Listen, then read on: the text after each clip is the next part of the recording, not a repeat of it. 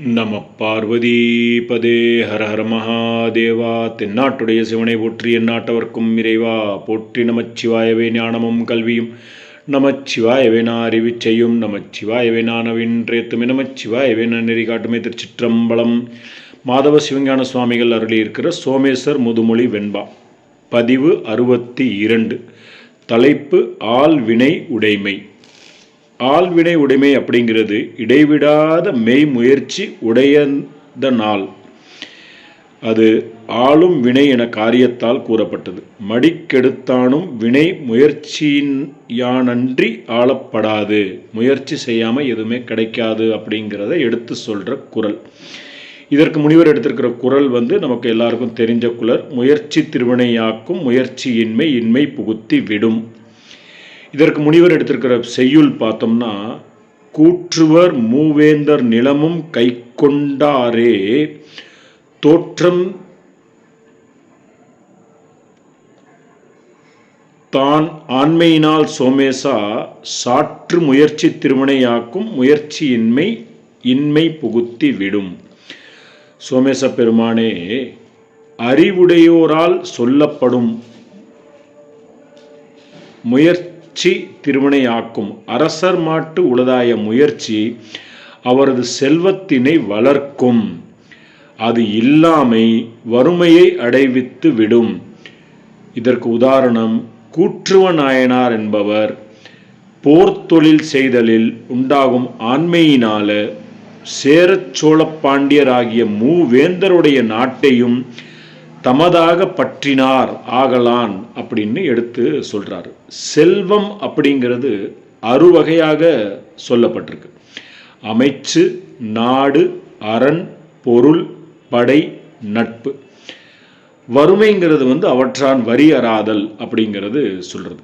அதனை அடைவிக்கவே பகைவரான் அழிவர் என்பது கருத்து.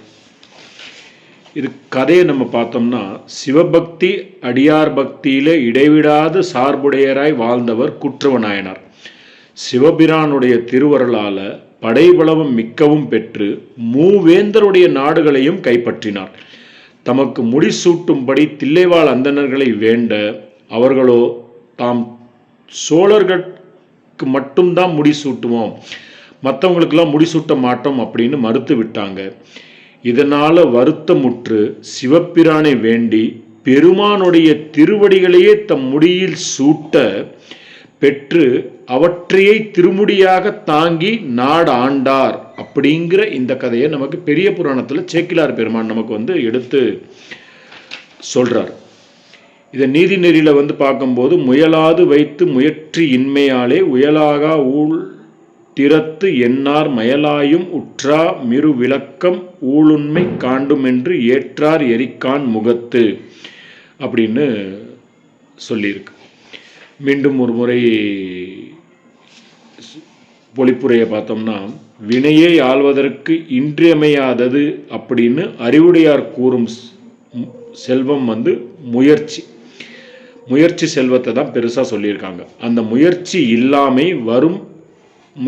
இல்லாமல் இருந்துட்டோம்னா வறுமை நம்மளை ஏற்படுத்திவிடும்.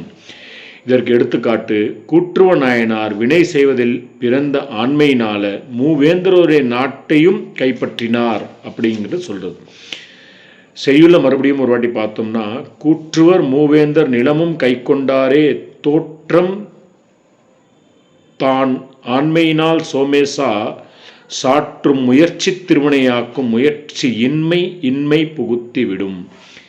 திருச்சிற்றம்பலம். அடுத்த பதிவில் சந்திப்போம், சிந்திப்போம். நம பார்வதி பதே ஹர ஹர மகாதேவா.